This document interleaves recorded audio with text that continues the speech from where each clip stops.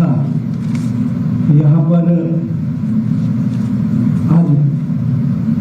Intellectual meet रखा गया है और मैं तो मानता हूँ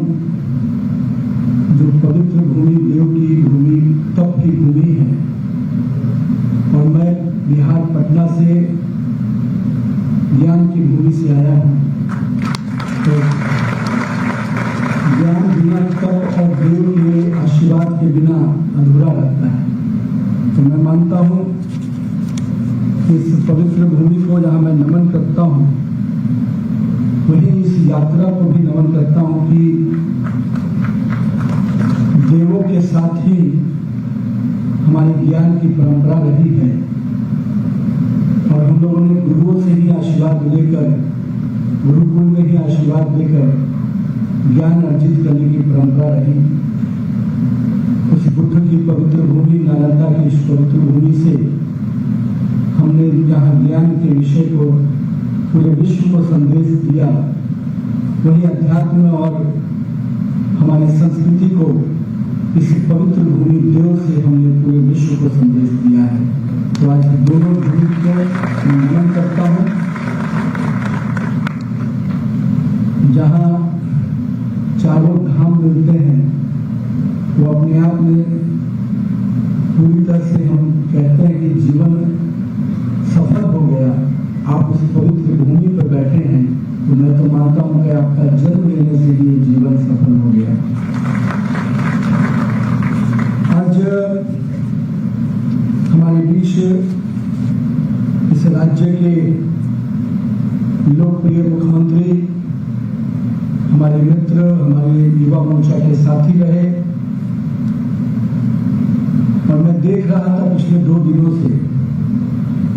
जिस सरल भाव से जनता के साथ सीधे संबंध के साथ संवाद और एक सामान्य कार्यकर्ता से मुख्यमंत्री का सफर तय करने वाले हमारे पुष्कर सिंह धामी जी निश्चित रूप से उत्तराखंड को विकास के नए पैमाने पर ले जाने के लिए लगातार प्रयासरत है और सफल रूप से आगे बढ़ रहे हैं। हमारे पार्टी के प्रदेश के अध्यक्ष माननीय सांसद महेंद्र भट्ट जी, मैं देख रहा था कि जब पार्टी के संगठन के पदों पे आ जाते हैं तो लोगों का जो संसदीय पद है वो ध्यान में नहीं रहता है। तो हम लोग अब तक महेंद्र जी को भी और मैं भी देख रहा था अपने आप को भी अध्यक्ष के रूप में ही हम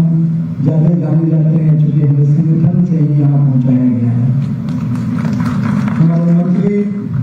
लेकिन है तो आपके शिक्षा मंत्री, क्योंकि जो कार्यकर्ता भाव के अंदर हम लोग देखते हैं अभी पश्चिम बंगाल में भी चुनाव में और जिस प्रकार से देश के सभी भागों में लगातार काम करते हैं वैसे धन सिंह रावत जी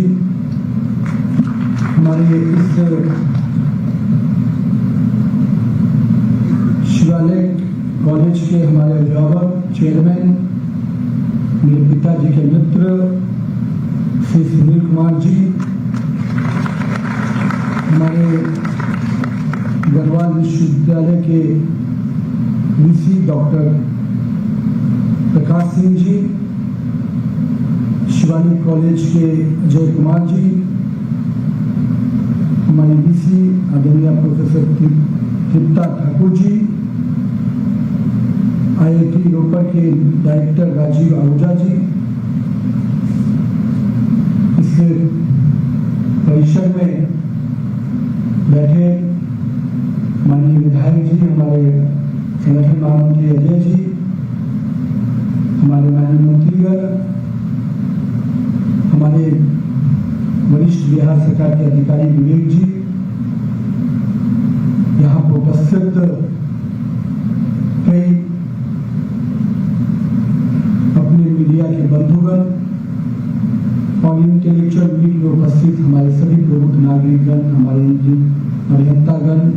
हमारे चिकित्सक, हमारे व्यवसायीगण, समाज के वैसे वर्ग जिनका नेतृत्व समाज को दिशा देता है, मैं आप सभी का बहुत बहुत अभिनंदन करता हूँ, बहुत बहुत अभिवादन करता हूँ। बहुत ही अनूठा संबंध है इस पवित्र देव की भूमिका हम देखते हैं कि जिस प्रकार से देश के प्रति भी समर्पित भाव से जिस प्रकार से यहाँ सैनिकों का एक बड़ा समूह रहता है, और हम कहते हैं कि जहाँ तप है वहीं संघर्ष करने का मादा भी है। और मैं देख रहा था बड़े पैमाने पे हमारे पूर्व सैनिक हर स्थान पर नजर आते हैं। मैं उन सैनिकों को भी बहुत बहुत अभिनंदन करता हूँ, नमन करता हूँ। आज मैं जब यहाँ पर आपके बीच में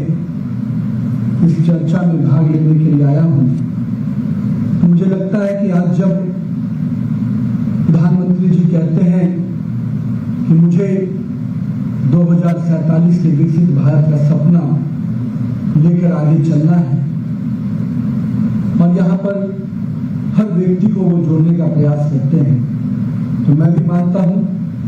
कि माननीय प्रधानमंत्री जी का अगर 2047 का जो सपना है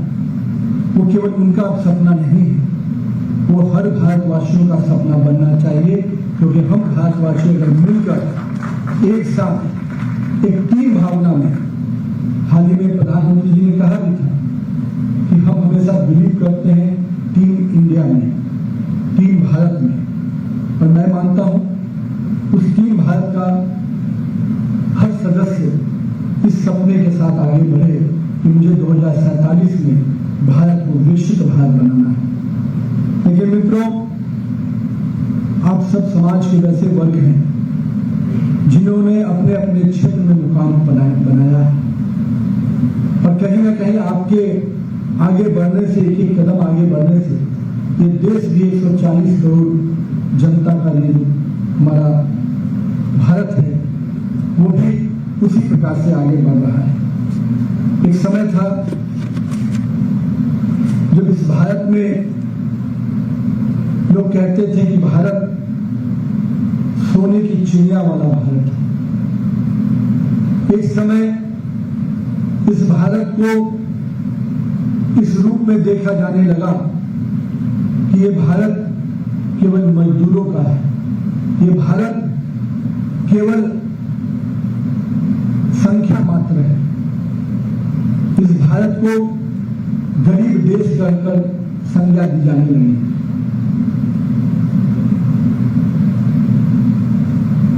आजादी के बाद जो गुलामी के बाद जो आजादी मिली, शायद मानसिक रूप से हम पूरी तरह से अपने कामों के कारण आजाद नहीं हो पा रहे थे। लेकिन मैं मानता हूं सोने की चिड़िया वाला भारत आज फिर से मेक इन इंडिया वाला भारत बनकर उभर रहा है, जहां हर भारतवासी लोकल फॉर वोकल के साथ भारतीय रिसर्च, भारतीय इनोवेशन, भारतीय परंपराओं को, भारतीय संस्कृति को आगे लेकर हम बढ़ रहे हैं। आज हम कह सकते हैं जहां हम एक साइंस की ओर बढ़ रहे हैं, हमेशा अग्रणी रूप से आगे बढ़ रहे हैं, वहीं हमने अपने स्पिरिचुअलिटी को भी उतना ही ताकत से आगे लाया है। आज पूरे विश्व में अगर योग दिवस मनाया जाता है तो भारतीय परंपराओं को, भारतीय संस्कृति को सम्मान मिलता है। वहीं पर जब कोरोना जैसा आपदा आती है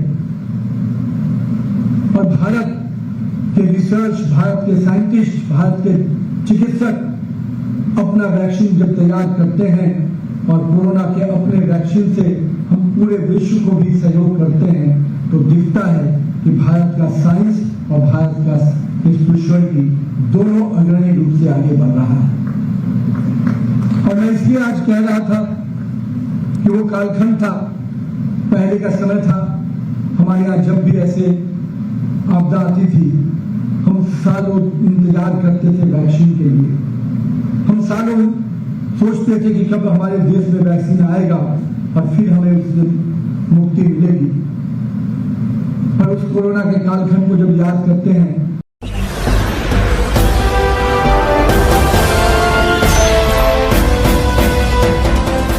आप देख रहे हैं लाइव न्यूज 99 राष्ट्र सबसे पहले।